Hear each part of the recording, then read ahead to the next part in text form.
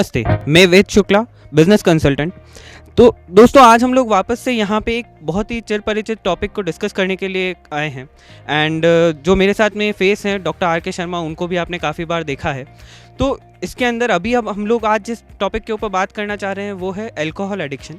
And alcohol addiction के पहले मैं इन जनरल आप लोगों से जो एक डिस्कशन करूँगा वो होगा कि एडिक्शन एग्जैक्टली है क्या और वो बीमारी में क्यों कन्वर्ट होता है। तो सबसे पहले मैं एक बार डॉक्टर शर्मा से ये पूछना चाहूँगा कि एडिक्शन क्या होता है और वो क्यों होता है। वेद, एडिक्शन को हमें जो समझना है वो ऐसे समझना है कि एडिक्शन एक मानसिक समस्या है। यानी कि अगर हम बात करें कि कोई भी नशा है और अगर आदमी उसको शौकिया तौर पे ले रहा है तो वो कभी कभार होता है और वो महज एक शौक़ है, पर अब वो एडिक्शन की कैटेगरी में आ गया है अगर उसके अंदर बहुत सारी चीज़ें हो रही है, जैसे कि इंसान के लिए मात्र नशा ही सब कुछ रह गया है, यानी कि वो प्रायोरिटी बन गया है। अब उसके अलावा बाकी सेकेंडरी चीज़ें हो गई हैं, जैसे कि परिवार, अपना बिजनेस, अपना काम, बच्चे, वो सेकेंडरी हो गए। तो इसकी डेफिनेशन अगर आप देखें एडिक्शन की, तो इसके अंदर पहला पॉइंट आता है कि एक तीव्र इच्छा, डिज़ायर, एक तलब नशे के लिए, और अगर नहीं मिलता है तो विड्रॉल चालू हो जाता है। उसके लक्षण जैसे कि नींद नहीं आना, घबराहट होना, बेचैनी होना, या और भी तरह के अलग अलग नशे के अलग अलग लक्षण होते हैं। और उसके अलावा उसके अंदर कंपल्शन होता है कि मुझे लेना ही लेना है। उसके अलावा उसके अंदर धीरे धीरे उसका नशे की मात्रा बढ़ती जाती है, परिवार छूट जाता है, बाकी कार्य जो है वो पीछे रह जाता है। तो इस तरह से एडिक्शन जो है वो डिफाइन होता है। एडिक्शन को इस तरीके से समझना है कि ये एक बीमारी है, महज आदत नहीं है, ये एक मानसिक बीमारी है, इसीलिए इसको इलाज की ज़रूरत है। तो डॉक्टर शर्मा, अब इसके अंदर हम लोग अगर बात करें, जैसे आपने एडिक्शन के बारे में काफ़ी कुछ बताया है, तो उसके अंदर मेरे को ये समझना है कि जैसे एडिक्शन तो बहुत टाइप का होता है। अल्कोहल एडिक्शन होता है, ओपियोइड एडिक्शन होता है, टोबैको एडिक्शन होता है।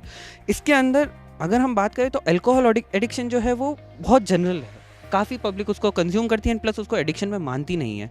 तो ये एडिक्शन कब बनता है? जब हम अल्कोहल की बात करते हैं। और दूसरा, इसके अंदर अगर हम बात करें तो ये किस टाइम पे इसको ट्रीटमेंट की रिक्वायरमेंट है?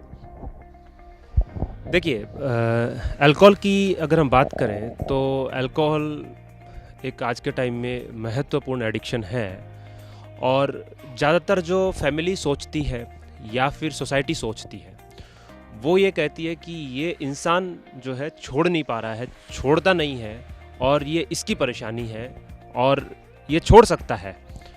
पर वो ये स्वीकार नहीं करती है फैमिली कि ये एक बीमारी है और महज एक आदत नहीं है। यानी कि इंसान को सिर्फ ये कह देना कि एक नशेड़ी है और इसको एक आदत हो गई है, ये काफ़ी नहीं है। तो यहाँ पर सबसे बड़ा सपोर्ट फैमिली का होता है। फैमिली को जानना, फैमिली को समझना कि अल्कोहल एक डिजीज़ के रूप में आ रहा है, और जब इस तरह के लक्षण मिलने लग जाएं कि आदमी जैसे ही छोड़ता है उसको नींद नहीं आती है, उसको घबराहट होने लग जाती है, हाथ पैर कांपने लग जाते हैं, तो इसका मतलब वो बार बार उसको खींच रहा है। यानी कि अब वो शौकिया तौर पे नहीं रहा है। हो सकता है शुरुआत इसकी रही हो एक उम्र के अंदर कि भाई शौकिया तौर पे लोगों के साथ बैठे हैं, और हर इंसान में नहीं होता है।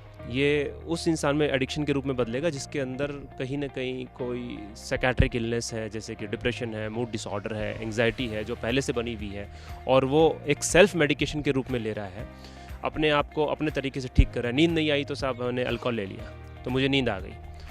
उसके अलावा उसके अंदर जेनेटिक चेंजेस हैं, फैमिली हिस्ट्री है, या फिर इस लाइफ के अंदर एपिजेनेटिक चेंजेस हो गए हैं कि अब जीन्स के अंदर चेंजेस ऐसे हो गए हैं कि अब वो अल्कोहल बीमारी के रूप में आ गया है। और धीरे धीरे अगर लंबे टाइम तक शौकिया तौर पे भी लेने के बाद अगर वो कंटिन्यू चलता रहता है तो उसके बाद ब्रेन के अंदर चेंजेस हो जाते हैं, परमानेंट चेंजेस हो जाते हैं रिसेप्टर के अंदर, तो वो इंसान को अग्रसर करते हैं। तो यहाँ पे समझने की बात ये है फैमिली के लिए कि ये एडिक्शन एक डिजीज़ है। अगर आदमी कंट्रोल नहीं कर पा रहा है, बहुत बार ये भी कहते हैं कि बार बार हो रहा है, बार बार ले रहा है, रुक नहीं पा रहा है, तो वहाँ पर ये समझना ज़रूरी है कि अब ये डिजीज़ का पार्ट है और इसको ट्रीटमेंट की ज़रूरत है।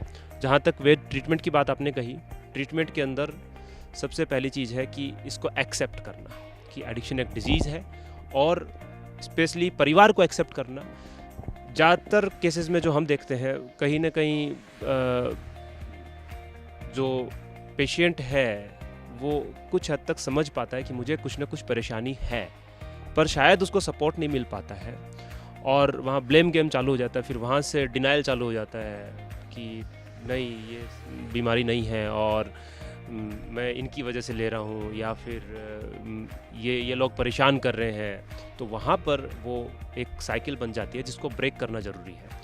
तो वहाँ पे हमको इलाज के लिए मनोचिकित्सक से मिलना अनिवार्य है, क्योंकि इलाज वहीं से शुरू हो। सो डॉक्टर शर्मा, जैसा कि आपने ये बोला कि फैमिली का एडिक्शन के अंदर बहुत मेजर रोल है, तो मेरे को ये समझना है कि किस तरीके से फैमिली का एक मेजर रोल इसके अंदर आ सकता है इन टर्म्स ऑफ ट्रीटमेंट, और प्लस साथ में जब आप ये बोलते हैं कि भाई फैमिली जो होती है कितनी बार ब्लेम गेम चालू करती है, तो फैमिली इस चीज़ को कैसे अंडरस्टैंड कर सकती है कि इसके अंदर हमको उसको सपोर्ट करना है पेशेंट को, ना कि हमको उसको ब्लेम करना है। क्योंकि अभी अब सिंस इट्स एन डिजीज़, तो डिजीज़ का ट्रीटमेंट तभी पॉसिबल है जब हमारी फैमिली हमारे साथ में खड़ी हुई होगी। तो इसके ऊपर आप थोड़ा सा और डिटेल में अगर बताएं तो। देखिए, फैमिली के लिए इम्पोर्टेंट है कि सबसे पहले ये चीज़ को स्वीकार करें कि एक बीमारी है। दूसरी बात कि इसका इलाज एक मनोचिकित्सक के द्वारा ही संभव है।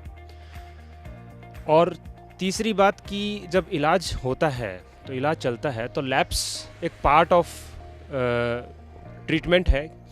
जैसे कि काफ़ी दिन तक शराब नहीं पी और एक दिन अचानक से उसने शराब पी ली, वहाँ पर वापस से ये सिस्टम चालू हो जाता है फैमिली का कि इसका इलाज नहीं हो सकता है, संभव नहीं है, ये तो मानता नहीं है, ये समझता नहीं है। पर हमारे लिए ज़रूरी ये है कि हमें जानना कि आखिर वो लैप्स क्यों हुआ, आखिर दोबारा उसने एक बार क्यों पी। तो एक बार पीना, वहाँ पे हम समझ सकते हैं, वापस से उसको उस चीज़ को हम निकाल सकते हैं बाहर, और हम एक सोबर स्टेज की तरफ जाने की कोशिश कर सकते हैं। पर अगर वो लैप्स बार बार हो रहा है, रिलैप्स के रूप में आ रहा है, जैसे कि कंटिन्यूस वापस से रेगुलर अल्कोहल लेना और वापस से उसी पैटर्न पे आ जाना, तब वो हमारे लिए फिर से एक चैलेंज हो जाता है। तो शुरुआती तौर पे फैमिली को ये जानना है कि सपोर्ट कंटिन्यूस देना है, एक लगातार सपोर्ट की ज़रूरत है। 1 टाइम या 2 टाइम देने से नहीं होगा कि हाँ, हमने एक बार दिखाया और एक बार हमने चलो हो गया है, अब उसके बाद हम वापस से फिर कई दिनों बाद आ रहे हैं। ये एक प्रोसेस है, कंटिन्यूस प्रोसेस है, और इस प्रोसेस को हमें समझना पड़ेगा और सपोर्ट करना पड़ेगा, क्योंकि फैमिली का अगर सपोर्ट मिलता है तो डेफिनेटली ट्रीटमेंट की पूरी पॉसिबिलिटी है। तो सर, जैसा कि आपने पूरा बताया कि इसके अंदर फैमिली का बहुत रोल होता है, काफ़ी कुछ होता है अल्कोहल एडिक्शन के अंदर, तो मैं एक दूसरी चीज़ और समझना चाहूँगा, क्या अल्कोहल एडिक्शन या किसी भी टाइप का एडिक्शन जो है वो हमारे पीयर ग्रुप की वजह से भी होता है? क्या इसके अंदर पीयर प्रेशर जो बोलते हैं अपन कि भाई कोई दूसरा कर रहा है मेरे ग्रुप के अंदर और वो मेरे को ये बोलता है कि यार अरे तू तो करता ही नहीं है, इस टाइप का जो एक लैंग्वेज यूज़ होता है दोस्तों के बीच में, तो क्या उसकी वजह से भी लोग बाग एडिक्शन की तरफ मूव करते हैं? जैसा कि आप कह रहे हैं कि पीयर प्रेशर मैं ये कह सकता हूँ कि कहीं ना कहीं पीयर प्रेशर कहीं ना कहीं ये हो सकता है कि जैसे मेरा वापस से लेना शुरुआत करने में कारगर हो सकता है, पर या फिर शुरुआत में जब एडिक्शन स्टार्ट होता है, जैसे अल्कोहल एडिक्शन हो गया, तो शुरुआती तौर पे वो पीयर प्रेशर की वजह से स्टार्ट होता है। सो वहाँ तक तो पीयर प्रेशर का मतलब समझ में आता है। पर जब ये मुझे पता लग गया है कि ये मेरी बीमारी है और ये एडिक्शन है, तो यहाँ पर अब ये पूरा मेरा रोल है। मुझे समझना है कि अब मुझे साफ मना करना है। अगर मैं अब भी मना नहीं कर पा रहा हूँ तो ये मेरी कमज़ोरी है। तो यहाँ पे मुझे असर्टिव होना है, मुझे बिल्कुल साफ शब्दों में उस चीज़ को एक्सेप्ट करना है और साफ शब्दों में पब्लिक को कहना है। तो यहाँ पर पीयर प्रेशर का रोल कम हो जाता है, यहाँ पे मेरी जिम्मेदारी ज़्यादा हो जाती है। तो मैं ये कहूँगा कि एडिक्शन को एक डिजीज़ की तरह जब हम समझेंगे, तभी हम लोग इसको इलाज की तरफ ले जा पाएंगे। अदरवाइज़ ये सब एक्सक्यूज़ेज़ है, जैसे पीयर प्रेशर हो गया या ब्लेम गेम हो गया। फैमिली को भी ये समझना पड़ेगा और पेशेंट को भी समझना पड़ेगा। तो कि जैसा कि हम लोगों ने देखा कि अल्कोहल एडिक्शन जो है वो एक बहुत मेजर प्रॉब्लम है सोसाइटी के अंदर। अब इसी को आगे अगर अपन बढ़ाते हुए चलें तो एक दूसरा जो है वो हमारे इस पर्टिकुलर क्षेत्र के अंदर बहुत ही ज़्यादा बहुतायत में पाया जाता है, एंड वो है अफीम, यानी कि ओपियोइड।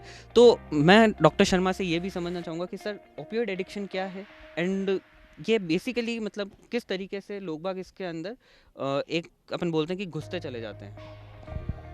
देखिए, इस क्षेत्र में वाक़ई में ओपियोइड बहुत ज़्यादा है और बहुत सारी चीज़ें हैं जो कि उसका यूटिलाइज़ेशन के रूप में उसको लिया जाता है। जैसे कि ओपियोइड का जो यूज़ है वो पेन किलर में यूज़ होता है, डायरिया में यूज़ होता है, तो वो मेडिसिनल पर्पज़ है उसका, इसीलिए उसका लीगल प्रोडक्शन होता है। पर ओपियोइड का जो है अगर एक दूसरे तरीके से लोग उसका इस्तेमाल करने लग गए हैं, जिसको कि एक हम आगे जाके एडिक्शन का रूप दे देते हैं, सो वहाँ पर प्रॉब्लम आती है।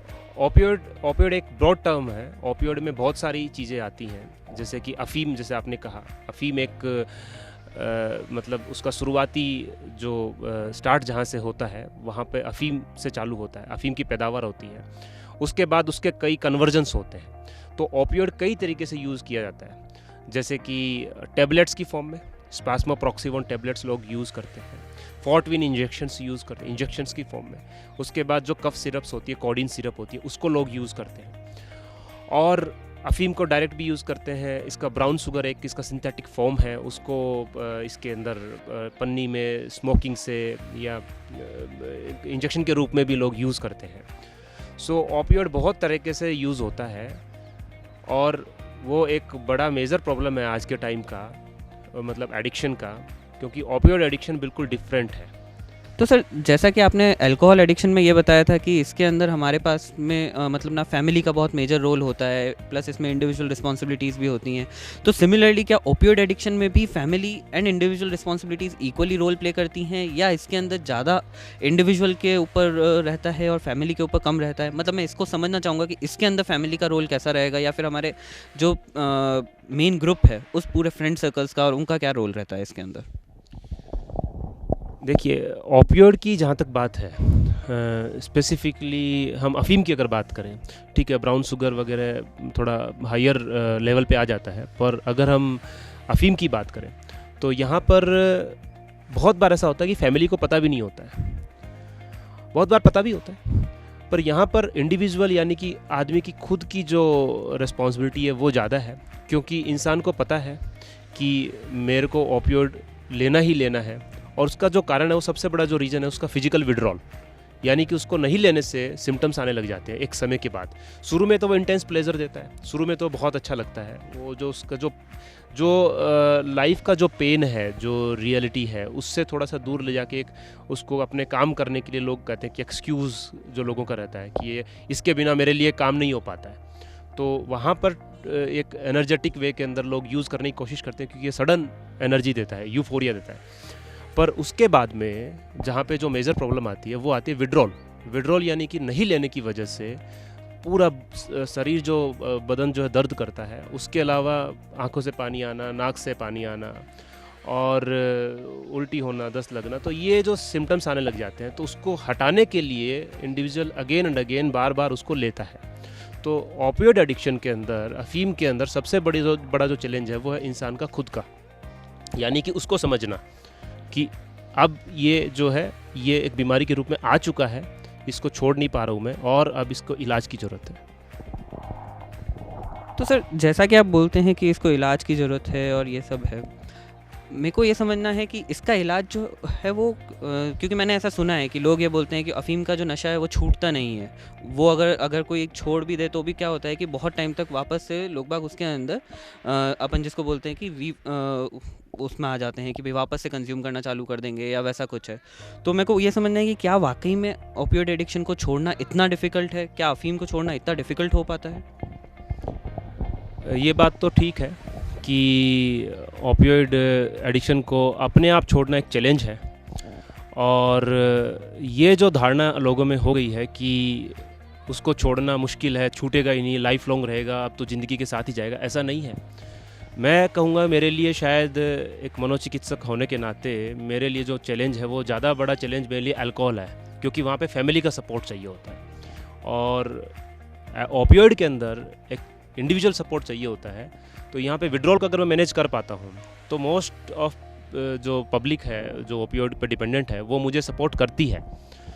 सो इनिशियल फेज़ में यस, मुझे विड्रॉल मैनेजमेंट इसका बड़ा फैक्टर है, पर लेटर ऑन इसके अंदर जो है वो है यस, सामने का पर्सन का कोऑपरेशन भी चाहिए, तो इसको विड्रॉल को मैनेज करने के बाद में अगर हम इसको ट्रीट करना चालू करते हैं तो धीरे धीरे इसमें प्रोसेस में मेडिसिन का भी हेल्प होता है और काउंसलिंग का भी नीड होता है। तो इस तरीके से धीरे धीरे हम इसको छोड़ पाते हैं, पर पॉसिबल लगभग पूरा है छोड़ना, अगर इसमें सपोर्ट हमें मिल जाए उस इंसान का। सर मेरे को ये समझना है कि जैसे मान लीजिए कि आप ट्रीटमेंट कर रहे हैं किसी का, आप उसको पूरा उसको ट्रीट कर चुके हैं और फिर से वापस से अगर वो लेता है, तो इसके अंदर मतलब मॉर्बिडिटी रेट क्या है, इसके अंदर मतलब मरने की संभावनाएं कितनी हैं, या फिर इसके अंदर और ज़्यादा सीवियरनेस होने की संभावनाएं कितनी हैं?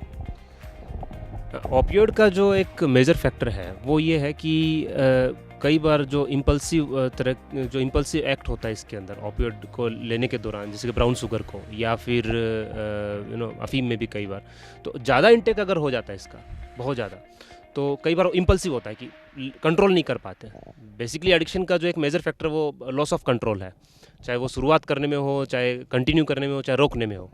तो यहाँ पर भी वो लॉस ऑफ कंट्रोल होता है। पर ओपियोइड में लॉस ऑफ कंट्रोल होने की वजह से, ज़्यादा इंटेक होने की वजह से इसमें कई बार अरिदमिया, कार्डियक अरिदमिया यानी कि सडन कार्डियक अरेस्ट के रूप में भी चला जाता है, हार्ट अटैक जिसको हम सिंपल भाषा में कहते हैं, वो हो सकता है।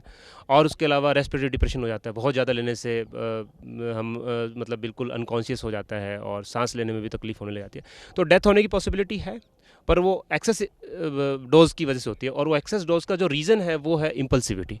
तो इसको हमें इस तरीके से समझना है कि इनफैक्ट अगर इसका ट्रीटमेंट नहीं होगा तो कहीं ना कहीं आगे जाके इसके अंदर कोमॉर्बिडिटीज़ और सीवियर होने के चांसेस होते हैं।